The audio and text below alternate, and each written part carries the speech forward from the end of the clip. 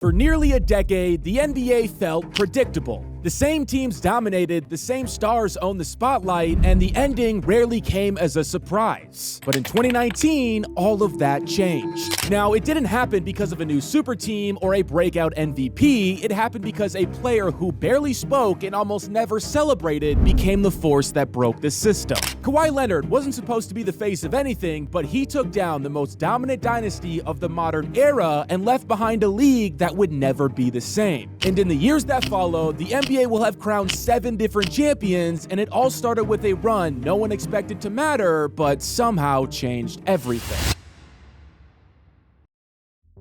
By the summer of 2018, Kawhi Leonard had become one of the strangest stories in all of basketball. Just a year earlier, he was the cornerstone of the Spurs, a 2-time Defensive Player of the Year, a Finals MVP, and the heir to everything Tim Duncan was leaving behind. San Antonio had built its future around him, and then almost overnight, it all fell apart. Because what started as a simple quad strain turned into something much deeper. The medical staff had cleared him, but Kawhi didn't agree, and he missed almost the entire season and spoke to no one. A star player had just vanished from the franchise without explanation, and by the time it was over, the relationship was broken. The Spurs wanted to move on, and Kawhi made it clear he wanted a fresh start, preferably in Los Angeles, but to everyone's surprise, he landed in Toronto. Now, when the news broke, it didn't feel like a championship move. A player who wanted California sunshine had been sent to Canada. In exchange, the Raptors gave up the one guy who had given the city its identity. DeMar DeRozan had been the face of the franchise. Loyal and consistent, he was proud to wear the jersey. He didn't want out, and he didn't deserve to go. Now, Kawhi's arrival didn't come with excitement. In fact, it came with the opposite. Analysts called it desperate, fans were outraged, almost everyone saw this as a one-year rental. Even inside their own building, the mood was uncertain. Nick Nurse was stepping in as a first-year head coach. The roster was talented but unproven, and Kawhi hadn't played real basketball in more than a year. But behind the doubt, behind the awkward welcome, something was shifting. We just didn't know it yet.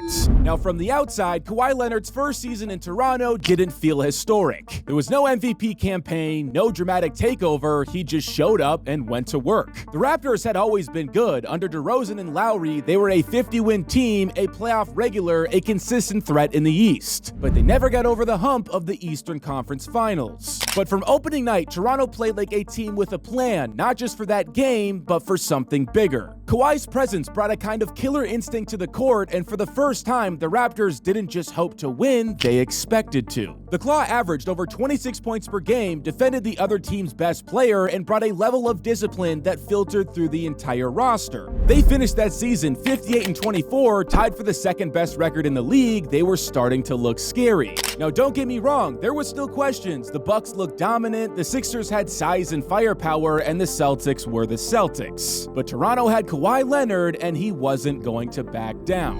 Is this the dagger?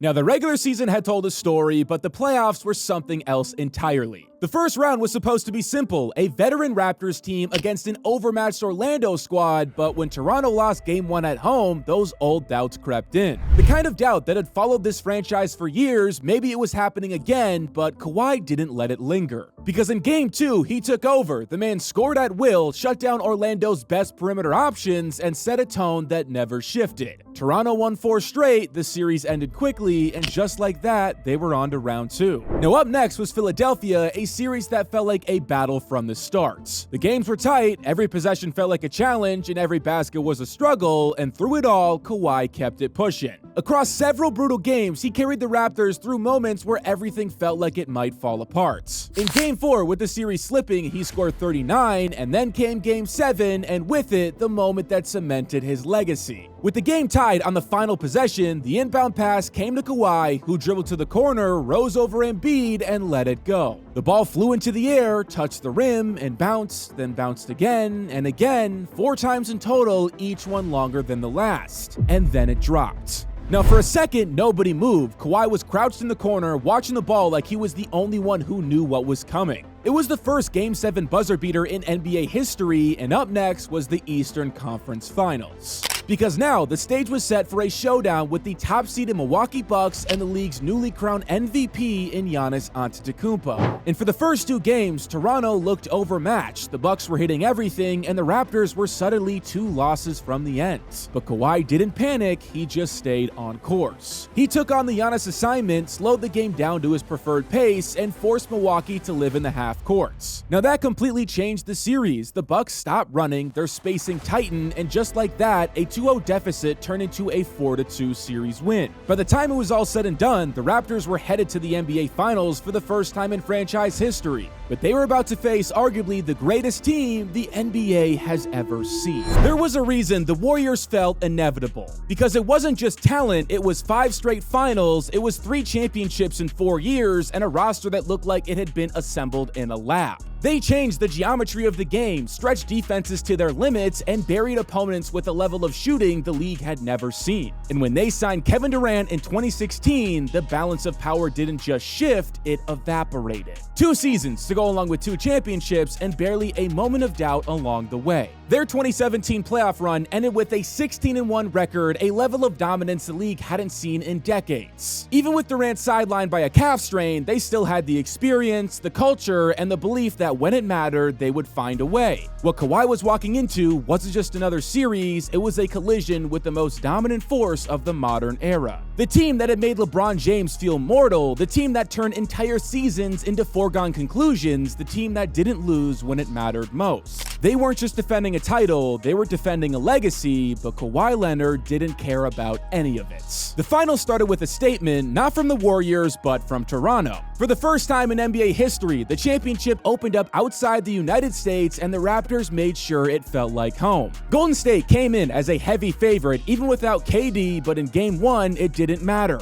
Toronto looked ready, and they didn't flinch. Pascal Siakam lit up the scoreboard with 32 points, but it was Kawhi's presence that made the difference. Every possession felt steady, every run from the Warriors was met with resistance, and Toronto took Game 1, and the pressure shifted. Now in Game 2, the Warriors punched back, it was their turn to respond, and they did the way that champions always do. Klay Thompson was locked in, Stephen Curry kept them in rhythm, and even though Kawhi poured in 34 and 14, it wasn't enough. Golden State stole the game, and the series moved back to Oracle, tied at 1 apiece. Now Game 3 should have been the moment Golden State took control, but they were down bodies, and Kawhi, sensing weakness, didn't hesitate. Despite the chef pouring in 47 points, Kawhi dished out 30 of his own in a commanding win to take a 2-1 series lead. And then came Game 4, and that's where things really started to crack. Klay was back, but it didn't matter because Kawhi came out of halftime and took over 17 straight points in the third quarter. He finished with 36 on the night, and the Raptors walked off the floor with a 3-1 lead, and then came Game 5, and with it, complete chaos. You see, Durant finally made his return, and for 12 minutes, he looked like the missing piece. The man came out on fire, going 3 for 3 from distance. Toronto had no answer for his shot making, and Golden State was +6 with him on the court. But with 9 minutes left in the second quarter, disaster struck. Durant attempted to move on Ibaka, planted his right foot, and collapsed to the floor, clutching his Achilles. And what we would find out later is that he just fully tore his tendon.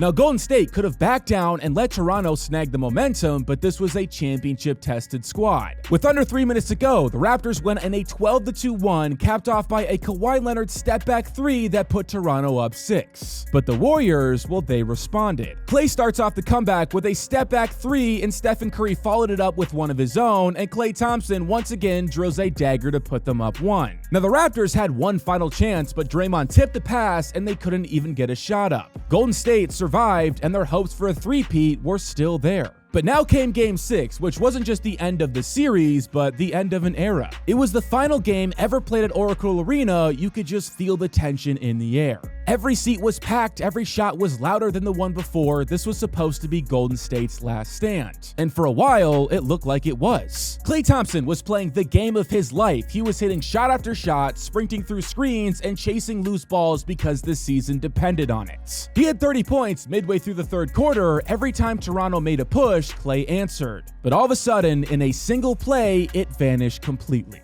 Klay drove in transition, went up for a dunk, and came down awkwardly. His knee buckled on his way to a hard fall, and Oracle went silent. That was the moment the Dynasty exhaled, not with a buzzer, but with a limp. And while the Warriors were breaking, Kawhi was steady. He didn't take over the box score, he took over the tempo, slowing things down, hitting the right man, and making every possession count. In the fourth quarter, with the Warriors throwing everything they had, Kawhi hit back with 8 straight in the final 3 minutes, good enough for a 2-point lead. Golden State got one final look, Curry rose up for a go-ahead 3, but it missed. It was Toronto ball, and just like that, this was finished. Kawhi Leonard had just done what no one else could. He didn't just beat the Warriors, he buried them for good. When the Raptors held up that trophy in June of 2019, it didn't feel like the passing of a torch, it felt like somebody walked into the palace and burned the blueprint on the way out. Kawhi Leonard didn't celebrate like someone who had just conquered the NBA, he just took the trophy, gave a few interviews, and disappeared just like he always does. But what he left behind was a league that would never be the same. Because since that night, no team has repeated, not even a single one has returned to the finals to defend their title. And that era of dominance was gone. Kawhi didn't just end it, he forced it to happen. Because when he took down Golden State, he broke the illusion that that team was invincible. And now, more than 5 years later, the NBA is still living in the world that Kawhi left behind, a world without kings, a world without repeats, and a world without certainty. He didn't want to be the face of a generation, but for one postseason, he became the shallow that swallowed it.